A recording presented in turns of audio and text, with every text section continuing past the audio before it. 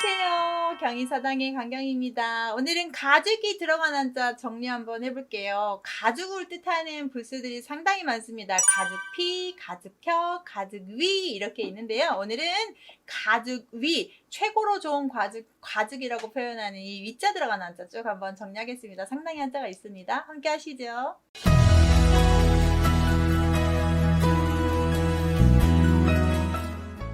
혹시 제 책이 있으신 분들은 415쪽에서 정리를 했습니다. 혼자 하시기 좀 어렵습니다. 이렇게 제가 그림도 조금 보여드리고 설명도 하는 거 있으니까 책도 같이 한번 보시면 좋겠고, 없으신 분들은 쭉 그냥 보셔도 술술술 넘어갑니다. 시작할게요.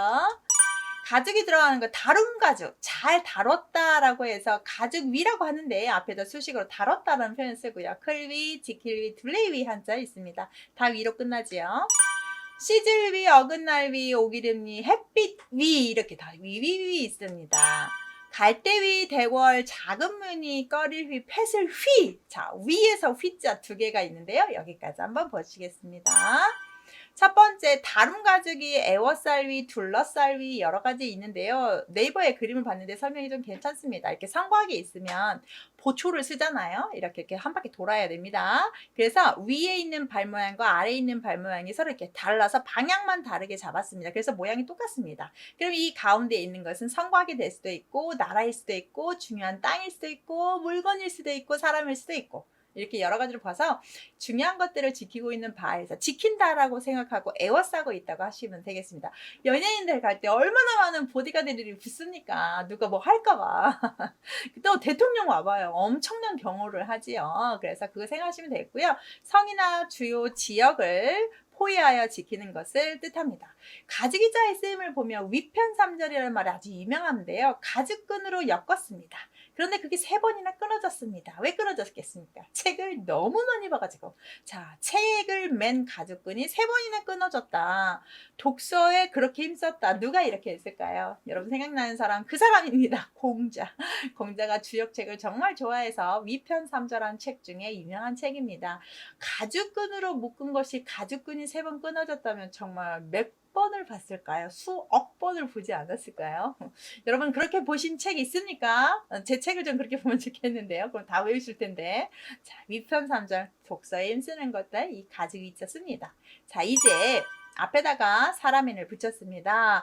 다른 보통 사람보다 다른 위대한 사람을 우리는 가죽옷을 입혀서 그 사람을 구분했다고 합니다. 또는 그 사람들은 가죽옷을 즐겨 입었는데요. 산적들 한번 생각하시면 보시면 뭐 호랑이 가죽 입고 뭐 이런 거 그런 사람이 대장이잖아요. 가죽옷을 입은 사람, 천옷을 입은 사람이 아니라 특별한 옷을 입은 사람이라서 큰 사람인데요.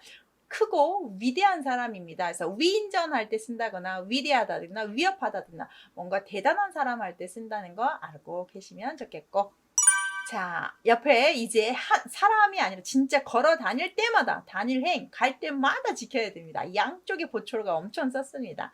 좋은 가죽을 입고 다니는 귀한 사람을 우리가 지키고 보호합니다. 지킵니다. 지킬 위 이런 보호 받아본 적 있으니까 TV에서 보는데 아이유라는 가수가 있습니다. 그 아이유를 지키는 보디가드가 더 유명해지고 있는데요. 아주 키도 크고 잘생기고 아무 묵묵하게 항상 이렇게 이어폰 끼고 마이크 가고 무선 가지고 다니면서 아이유가 어떻게 될까봐 막 이렇게 해주는, 정말 아빠처럼 오빠처럼 보디가드 해주는 장면이 다른 사람 카메라 잡혀서 유행하면서 이렇게 보여지거든요. 정말 많이 잘 지키고 듬직하더라고요.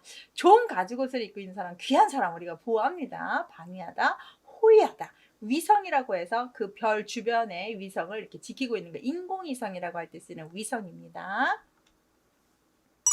에워싸다, 둘러싸다를 이제 완전 네모로 만듭니다. 이 네모는 나라 국자의 옛날자기도 하지만 에워쌉니다. 에워쌌죠? 뭘요? 아주 귀한 가죽을요. 귀한 가죽을 지키기 위해서 에워싸서 지킵니다. 범위, 주의, 포위, 포위로 외우시면 좀 편하실 것 같아요. 지켜요.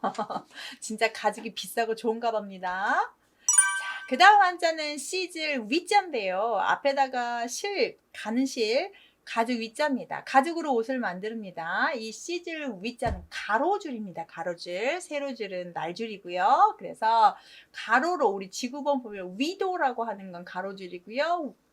그 다음 세로, 날실은 세로입니다. 위도 38도선에서 남북한을 나눴다라고 해서 우리가 38선이라고 부른다고 하지요. 시즈 이런 줄입니다. 가죽끈, 가로줄 이렇게 외우시면 좋겠고. 어긋날 위입니다. 시험시험 갈착은 제가 가다라고 했어요. 도망갑니다. 뛰어갑니다. 가죽 이자를 가지고 갑니다. 귀한 가죽 가지고 도망갑니다. 어긋난 행동 도둑질 했죠. 법을 어겼습니다. 그래서 위법, 위약, 위반, 좋은 것을 가지고 도망간다는 표현을 잘 보시면 좋겠네요. 그 다음 보자. 옥이에요. 이런 거 들어가면 너무 쉬워요. 그냥 옥만 집어넣고 발음만 하면 되죠. 근데 정말 많이 나와요. 왜냐면 임명자에 이렇게 옥을 좋아해요. 네, 옥 정말 많이 좋아해요. 위보, 진기한 보물을 뜻합니다. 이런 그냥 보시면 돼요. 날이 있었어요. 그 당연히 햇볕이겠죠. 그 햇볕이 밝다. 임명자에 떴습니다. 두 개 쓰면 어차피 바짝바짝바짝 빛난다는 뜻이고요. 많이 쓰는 한자는 아니에요. 참고만 하십시오. 갈대위자는 풀초를 집어넣어서 위석이라고 해서 갈대로 짠 돗자리들을 뜻하는데 가죽처럼 질긴 갈대에서 갈대위입니다. 풀초에다가 가죽이 있어서 갈대위 이런 자도 있다.